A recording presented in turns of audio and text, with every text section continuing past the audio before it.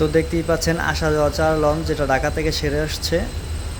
তো এটা যাবে ইলিশা ঘাটের উদ্দেশ্যে, ভোলা ইলিশা ঘাটের উদ্দেশ্যে। আর আমরা আছি বর্তমানে কর্ণাপুলি 11 লঞ্চে। সো কর্ণাপুলি 11 ইলিশা ঘাট থেকে ছাড়ছে দুপুর 12টা 45 মিনিটে।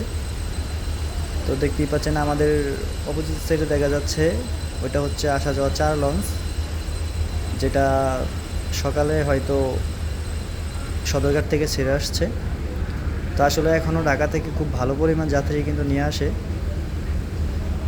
তো দেখতেই পাচ্ছেন আজকে আবহাওয়াটা খুবই ভালো।